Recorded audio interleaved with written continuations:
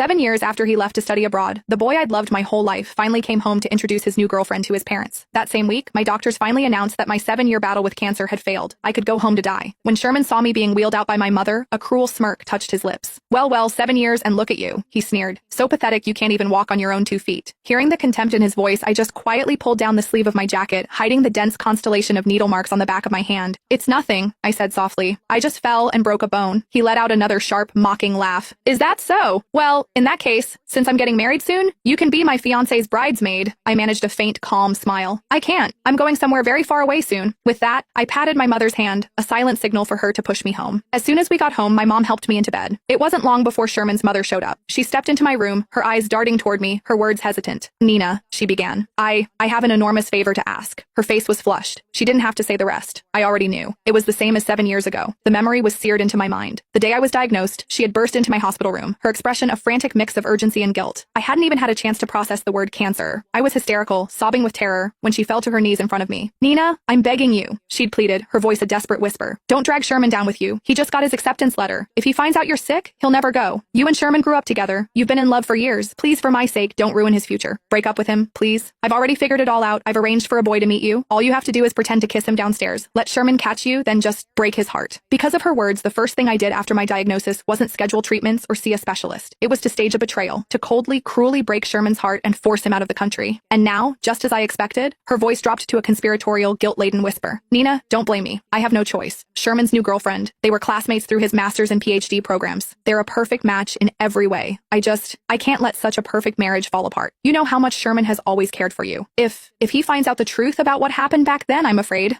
he'll... So, could you please just avoid him for a little while? I mean, you're dying, aren't you? It's not like you should be going out much anyway. The word dying hung in the air. My mother, who had been quietly organizing my medical supplies, slammed a package of adult diapers onto the bed in a flash of fury. Seeing the rage in her eyes, I quickly grabbed her arm, my touch a weak, placating gesture. Only then did I turn back to Sherman's mother, my voice steady. I can promise you I won't tell Sherman the truth about what happened 7 years ago, I said, but I can't promise I won't see him. I couldn't. For 7 brutal years, there wasn't a single moment I didn't think of him. When the chemo became unbearable, I would clutch the old photo of us, his arm slung around my shoulder, and somehow find the strength to endure. I went through dozens of surgeries. More than once, I was rushed to the ICU and I almost didn't wake up. It was my mother's voice that pulled me back. She would stand by my bedside, screaming until her voice was raw. Nina, don't you remember? You promised you would live. You promised you would go find him and clear up the misunderstanding yourself. You said that when you got better, I would take you to him. If you die, you will never see Sherman again. Her desperate cries, always with his name, were the lifeline that dragged me back from the edge, time and time again. But in the end, I still lost the fight. And Sherman, he had a new life now, a new girlfriend, a new future. Still, in the little time I had left, couldn't I just be near him for a while? That's why, when the doctor told me leaving the hospital was a death sentence, I pushed myself out of bed anyway. I had to. I knew he was home. I thought that would be the end of it. But after sending Sherman's mother away, I drifted into an exhausted sleep. When I woke up, I heard his voice coming from the living room. I was surprised. 7 years ago, his hatred for me was a physical thing. He had stood outside my door for 3 days and 3 nights, waiting for a chance to grab me by the throat and demand to know why I'd betrayed him. When I'd finally sobbed that I just didn't love him anymore, he'd shattered the hallway window with a single bloody punch. He hadn't laid a hand on me, but his disgust was a wall between us. If he saw me in the hallway, he would turn and walk the other way. He stopped going to the little corner store we used to love. The mere mention of my name would make him scowl. Why are you talking about Nina? The name makes me sick. The day he left for the airport, I ran through a downpour just to see him one last time. He saw me, and a bitter sneer crossed his face. He took off the matching ring we'd bought together, pulled out his phone, the one filled with all our photos, and smashed them both on the ground at my feet. Then he walked away without a backward glance. And yet, here he was, in my house. Peeking through the crack in my bedroom door, I understood. He was holding his fiancé's hand. Mom, he was saying to my mother, is it because of what happened 7 years ago? Is that why you won't let Nina help me pick out a wedding planner or rings? It's okay. I'm over her. We grew up together after all. If we can't be lovers, we can at least be friends. His fiancée Sophie chimed in, her voice sweet. It's true. Sherman told me all about what happened with Nina. I know she cheated, but they were young. It takes 2 to tango. I'm sure Sherman wasn't perfect either. She smiled brightly. Besides, I should thank her. If she hadn't given up on Sherman, I never would have met such a wonderful man. So really, there's no need to dwell on the past. And it was my idea to ask for her help. We've been out of the country for so long, we don't know anything about the vendors here. And, well, letting our parents decide everything, their taste is a little dated. 7 years ago, my greatest wish was for Sherman to forget me, to move on. But now hearing him talk about it all so calmly, hearing that he had told his new girlfriend everything, 1,000 tiny needles pricked at my heart. My mother, however, was not so composed. Hearing Sophie's passive-aggressive digs, her face flushed with a deep, furious red. Her lips trembled. You're just as shameless as your mother, she finally roared at Sherman. My heart seized. I pushed myself up. Mom! I called out, my voice weak. Come in here, help me into my wheelchair. I'll talk to him myself. My mother came in, her expression still stormy, but when she saw me sitting up, the fight seemed to drain out of her. I reached out and hugged her. Please, Mom, I whispered. Just let me have this. It's my last wish. Her eyes welled with tears, but she, who had always indulged me, went to my vanity. She brought back my lipstick, my wig, and helped me into my jacket. The moment she wheeled me out, Sherman's brow furrowed. What is wrong with you? He said, his voice sharp. You were always so dramatic as a kid, and you're even worse now. It's just a broken leg. Your mom is not young. Do you have to make her wait on you hand and foot? The disgust on his face was plain to see. I just smiled faintly. The doctor said it's a bad break. I'm not supposed to put any weight on it for a while. Sophie stepped forward. Don't mind Sherman, she said with a dismissive wave. He's just used to being blunt from his time abroad. He's like this with everyone, except me. Another pang of bitterness shot through me. It was true. He was always gruff. But with me, he used to be. I pushed the thought away and looked at Sophie. Are you sure you want my help? Of course,